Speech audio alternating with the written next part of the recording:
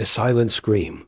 The crystalline spires of Zephyros Prime had stood for 10,000 years, their surfaces reflecting the gentle light of 3 distant suns across a world that had never known war.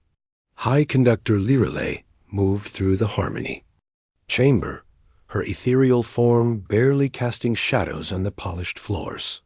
The Zephyrian people communicated through thought alone, their minds linked in a network of pure understanding that had created the most peaceful civilization the galaxy had ever known. But today, the mental symphony that had played across the world for millennia was filled with discord, terror, confusion, and something else, something that made Lirelei's translucent skin ripple with revulsion. The Void Collective had come. High Conductor, the voice belonged to Resonance Keeper Threnin, one of the few Zephyrians still maintaining coherent thought patterns. The outer colonies have gone. Silent, not destroyed, silent, as if they never existed at all. Lirelei moved to the great observation sphere at the chamber's center, where holographic representations of their stellar empire flickered and died one by one. 15 worlds had simply vanished from all sensors, all records, all memory, except for the growing emptiness in the collective consciousness where millions of voices had once sung. "Show me the perimeter readings," Lirelei commanded, though her telepathic voice carried harmonics of fear that resonated through every Zephyrian. Mind on the planet, the sphere filled with darkness, not the familiar darkness of space, but something worse. A writhing, consuming absence that devoured light, matter, and the very fabric of reality itself. Within the void moved shapes that hurt to perceive directly, geometric impossibilities that existed in too many dimensions, creatures that seemed to be built from folded space-time and hungry mathematics. "What are they?" Threnin asked, his mental voice barely a whisper. "The Galactic Council archives call them the Void Collective," Lirelei replied, accessing the deepest emergency protocols. "A species that exists outside normal reality. They consume dimensional energy, leaving behind nothing. No matter, no energy, no space, just absence." The tactical display showed the approaching wave of nothingness. At its current rate of expansion, Zephyros Prime had perhaps 6 hours before reality itself began to unravel around them. The Zephyrian Defense Fleet, beautiful vessels designed for exploration and peaceful contact, hung helplessly in orbit, their crews paralyzed by the impossibility of fighting an enemy that shouldn't exist. "Have the other council races responded to our distress calls?" Lirelei asked desperately. Threnin's form flickered with anguish. "The Alterian Confederacy reports complete system failures wherever they've attempted engagement. The Stellar Commonwealth's entire 7th Fleet simply stopped existing when they tried to establish a defensive perimeter. The hive mind of Kepler declares the situation outside acceptable parameters for survival and has withdrawn all forces." Lirelei felt the crushing weight of despair. The Galactic Council represented over 400 species, many with technologies that seemed miraculous even to the highly advanced Zephyrians. If none of them could stand against the Void Collective, what hope did a peaceful people have? "There is one option," Threnin said hesitantly. "The archives show one council member that hasn't responded to requests for assistance." "Who?" "The humans. From the world they call Earth." Lirelei's form shimmered with distaste. Every civilized species in the galaxy knew about the humans. The newcomers from what the Council classified as a Class 12, Deathworld. Earth was a planet so hostile that survival required constant adaptation, competition, and violence. The creatures that had evolved there were considered barely civilized, prone to irrational behavior, and capable of horrifying acts of destruction. When humanity had first made contact with galactic civilization 5 years ago, the Council had debated for months whether to accept them as members. The humans' history was filled with wars, genocide, and extinction events. Their planet was home to diseases that could kill most galactic species in hours, predators that actively hunted for sport, and environmental conditions that would be classified as torture by civilized standards. Yet the humans had not only survived Earth, they had thrived on it. They had conquered their world so completely that they had begun reaching for the stars. When the Council's first contact teams arrived, they found a species that had turned warfare into art, survival into science, and competition into the driving force of their existence. The Council fears them, Lirelei admitted. Every species that's dealt with humans reports the same thing. They're unpredictable, aggressive, and completely without the telepathic harmony that guides civilized thought. Their minds are chaotic. Chaos might be what we need, Threnin replied quietly. The Void Collective operates through perfect order, a hive consciousness that exists across multiple dimensions simultaneously. Perhaps something chaotic enough could disrupt their patterns. Lirelei considered the implications. Asking the humans for help would mean admitting that the combined might of galactic civilization was helpless. It would mean trusting their existence to a species that most Council members considered barely above barbarism. But as another star system vanished from the display, leaving behind only growing emptiness, she realized they had no choice. Open a channel to Earth, she commanded. Emergency priority. Full spectrum transmission. The communication array, built to handle the subtle harmonics of telepathic species, struggled to adapt to human frequency bands. Finally, a voice emerged from the speakers, rough, organic, and strangely vital compared to the crystal-clear tones of more advanced civilizations. This is Earth Command. You're transmitting on emergency frequencies. State your situation. Lirelei had never spoken aloud. The Zephyrians had evolved beyond such crude communication methods millennia ago. But desperation gave her strength, and she forced her vocal cords to work. This is High Conductor Lirelei of Zephyros Prime. We are under attack by an enemy designated as the Void Collective. Our world, our entire stellar region, is being consumed. All Council forces have failed to stop them. We have 6 hours before our reality ceases to exist. We need your help. A long pause followed, filled with background chatter in the harsh human language. Finally, the voice returned. Understood, Zephyros Prime. We're analyzing your situation now. These Void Collective, they're the reality eaters from Sector 7? You know of them? Lirelei asked in surprise. We've been tracking their expansion pattern for 3 months.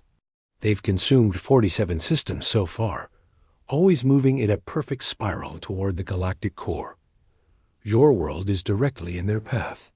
The casual tone with which the human discussed the annihilation of 47 star systems sent chills through every Zephyrian consciousness.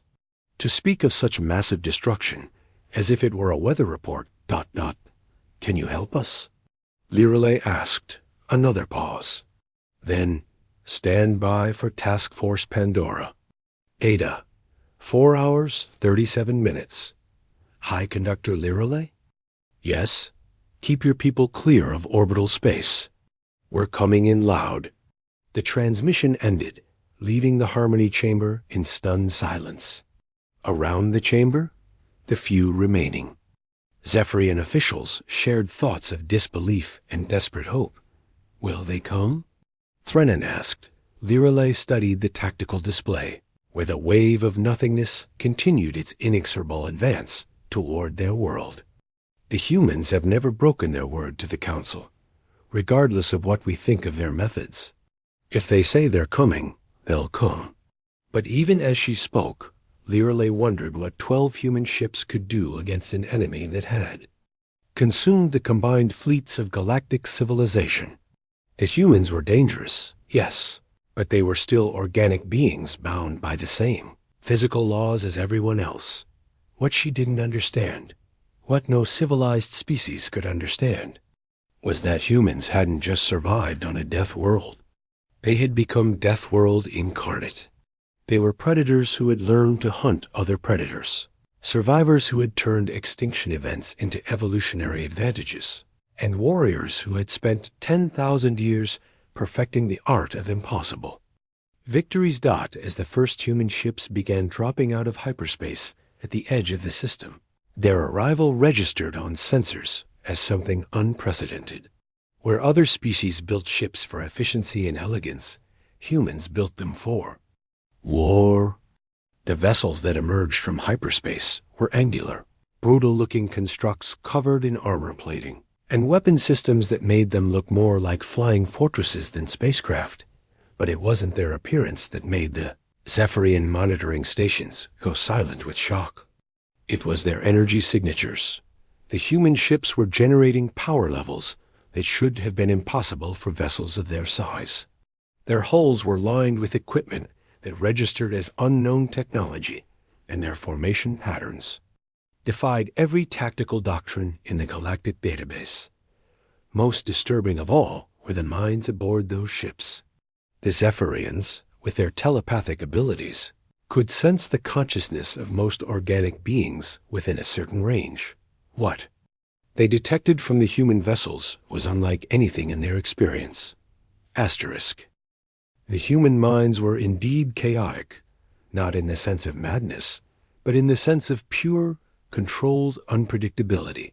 Where other species thought in harmonic patterns, humans thought in controlled explosions of creativity, aggression, and adaptation. Their mental processes seemed to actively resist any attempt to predict or understand them. High Conductor. Threnan's voice carried harmonics of awe and terror. I can feel them thinking. It's like watching a storm try to solve mathematical equations. How do they function with minds like that? Lirelai watched the human formation spread out between Zephyros Prime and the advancing wave of nothingness. 12 ships against an enemy that had consumed armies. It should have been hopeless dot, but for the first time in days, she felt something. That might have been Hope Dot Asterisk when Monsters Hunt Monsters Captain Sarah Chon stood on the bridge of the USS Pandora, flagship of humanity's most classified military unit. Around her, the bridge crew worked with the controlled efficiency that came from years of facing impossible odds. The holographic display showed their target, a wave of absolute nothingness advancing toward Zephyros Prime like a cosmic cancer. Sensor. Analysis, Lieutenant Rodriguez, Chun commanded. The Void Collective appears to be a multidimensional entity, Captain. They exist partially in our reality and partially in somewhere else. They're feeding on the quantum foundations of spacetime itself, literally unmaking reality at the molecular level. Chun nodded grimly. The briefings had been thorough but theoretical. Seeing the enemy in person was different. The wall of nothingness stretched across 3 light years, consuming everything in its path. Stars didn't explode when it reached them. They simply stopped existing, leaving behind expanding zones of absolute void. Defensive analysis? She asked. All conventional weapons show 0 effectiveness, Captain. Energy weapons feed the entity's growth. Kinetic weapons pass through. A void without impact. Nuclear warheads detonate normally, but cause no damage to the collective consciousness. Dr. Marcus Webb, the task force's xenobiologist, looked up from his console. Captain, I'm reading something interesting. The Void Collective operates through perfect dimensional synchronization. Every part of the entity is in constant quantum communication with every other part. They're not just a hive mind. They're a singular consciousness distributed across multiple layers of reality. Chun smiled coldly. And their weakness? Theoretically? Chaos. Their synchronization requires predictable quantum states. If we could introduce enough random variables into their dimensional matrix, the reality anchors would become viable, finished Commander Harrison, the task force's chief engineer. Captain, the prototype anchors we've been developing are designed to stabilize local spacetime by introducing controlled quantum fluctuations. if we deploy them correctly. Shun studied the tactical display. The reality anchors were humanity's most experimental technology, developed in secret after the first reports of reality-manipulating entities had reached Earth. The theory was sound. By creating zones of stabilized spacetime, they could prevent dimensional manipulation within a specific area, but using them against the Void Collective would be the ultimate field test. All ships, this is Pandora Actual, Chon broadcast to the fleet. Deploy reality anchors in formation Delta 7. We're going to box these things in and show them what happens when an unstoppable force meets an immovable object. The 12 human ships spread out in a complex three-dimensional pattern, each vessel deploying massive cylindrical devices that immediately began generating fields of stabilized reality. The effect was invisible to normal sensors, but the results were immediate. The Void Collective's advance stopped. For the first time in recorded history, something had halted the Reality Eater's inexorable expansion. Within the zones covered by the reality anchors, space-time became too stable for the entities to manipulate. They couldn't unmake what the anchors wouldn't allow to change. On Zephyros Prime, High Conductor Lirelei watched in amazement as the wall of nothingness encountered the human defensive perimeter and simply stopped. The leading edge of the void writhed and pulsed, but could not advance. How are they doing this? Threnon asked in wonder. Unknown, Lirelei replied, studying the sensor readings. The human ships are generating some kind of field that appears to be preventing dimensional manipulation. But that should be impossible, the energy requirements alone. Her words trailed off as new contacts appeared on the display. From within the wall of nothingness, shapes began emerging. The Void Collective was adapting, sending forward scout entities that could exist entirely within normal spacetime. Creatures that emerged were nightmares made manifest, writhing masses of dark energy that moved like liquid shadow, their forms constantly shifting between dimensions. They were smaller than the main collective, but what they lacked in size, they made up for in pure malevolence. Contact, Sean announced as the first scout entities approached the human perimeter. All ships, weapons free. Show these things why. Earth is classified as a death world. The human response was immediate and devastating. But instead of the energy weapons or kinetic projectiles that other species favored, the human ships opened fire with something completely different. Chaos. Weapons. The guns mounted on the human vessels didn't fire coherent energy beams or solid projectiles. Instead, they fired pure randomness, quantum static that introduced massive unpredictability into any system it touched. Against normal enemies, the weapons were merely destructive. Against beings that relied on dimensional synchronization, they were absolutely lethal. The Void Scouts writhed in apparent agony as the chaos weapons struck them. Their carefully maintained quantum states collapsed into random fluctuations, breaking their connection to the main collective and leaving them stranded in normal spacetime where conventional weapons could destroy them. Direct hits on multiple contacts, Rodriguez reported. The chaos weapons are disrupting their dimensional matrices. They're becoming vulnerable to standard munitions. Chun watched as her ships systematically destroyed the scout entities. But she knew this was just the beginning. The main collective was still intact, and it was learning from each engagement. Captain, Dr. Webb called urgently, I'm detecting massive energy buildups within the void wall. The collective is preparing some kind of coordinated assault. How long do we have? 30 minutes, maybe less. Chun made the decision that would later be studied in military academies across the galaxy. Instead of waiting for the enemy to attack, she took the initiative. All ships, prepare for Operation Pandora's Box. We're going inside. The horrified voices of her bridge crew filled the air. Flying into the void was tantamount to suicide. No ship had ever entered Void Collective space and returned. Asterisk. Captain, that's impossible, Harrison protested. Our ships can't survive in null reality. They can if we take our reality with us, Chun replied. Maximum power to the reality anchors. We're going to carve a tunnel of stable spacetime, right? Through the heart of the collective. What followed was the most audacious military maneuver in galactic history. The human ships formed a tight convoy formation, the reality anchors overlapping to create a bubble of stable reality. Then they flew directly into the wall of nothingness. Inside the void, they found horrors beyond description. The void collectives.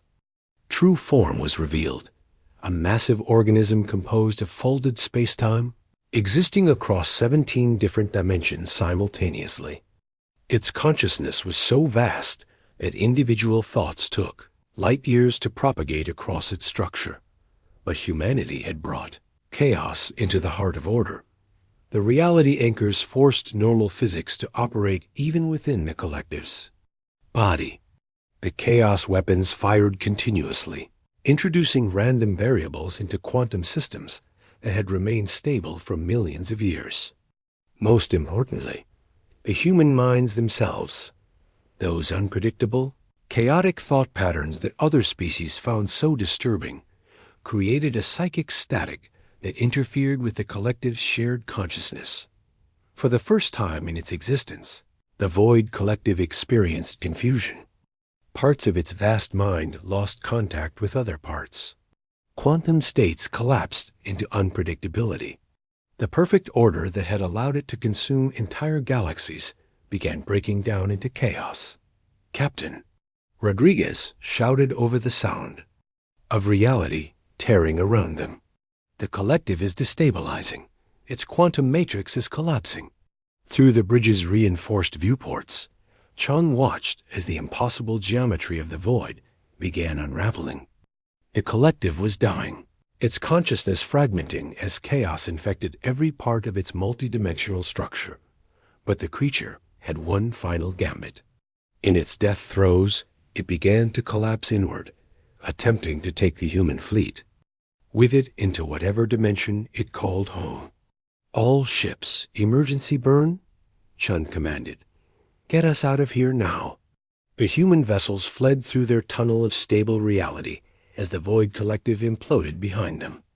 The collapse created a dimensional shockwave that would be detected by astronomers for centuries afterward. But the humans escaped, bringing with them something unprecedented, victory over an enemy that had been considered invincible. On Zephyros Prime, High Conductor Lirale watched in stunned silence as the wall of nothingness began to dissipate. The consumed star systems didn't return. Reality death was permanent, but the advance had stopped. The Void Collective was gone. They did it, Threnin whispered in amazement. The humans actually destroyed them. As the human fleet returned to normal space, battered but intact, Lirale opened communications with Captain Chun. Human vessel Pandora, this is High Conductor Lirale. On behalf of all Zephyrian people, and indeed all life in this sector, I thank you. You have accomplished what the combined might of galactic civilization could not. Chun's voice carried exhaustion, but also grim satisfaction. Just doing our job. High Conductor. Earth protects its allies. How? Lirale asked. How did you defeat an enemy that consumed everything we sent against it? Chun's laugh was harsh, but somehow reassuring. High Conductor, you've spent your evolution becoming peaceful, ordered, civilized. That's admirable, and it's created beautiful cultures across the galaxy. But sometimes, the universe sends something that can only be stopped by something equally dangerous. She paused, watching the last fragments of void dissipate into normal space. We humans come from a world that tried to kill us every single day for millions of years. We learned to be unpredictable because predictability meant death. We learned to embrace chaos because order without flexibility breaks under pressure. We became monsters because sometimes monsters are exactly what the universe needs. The transmission ended, leaving the Zephyrians to contemplate the implications. The humans had just demonstrated something that would reshape galactic politics forever. There were threats that required extreme measures to counter, and humanity was uniquely equipped to provide those measures. Within days, the Galactic Council would establish the Deathworld Doctrine, recognizing Earth as the military protector of last resort for the civilized galaxy. When something appeared that conventional forces couldn't handle, when order and civilization proved insufficient, the call would go out to the humans, the monsters from the nightmare world, who had turned their evolutionary trauma into the galaxies. Salvation dawed as the human fleet departed Zephyros Prime, leaving behind a grateful but forever changed civilization. Captain Chun reflected on humanity's strange role in the cosmic order. They were the chaos that balanced order, the violence that protected peace, the monsters that hunted other monsters. And in a universe full of ancient horrors and impossible threats, that made them exactly what the galaxy needed. Asterisk.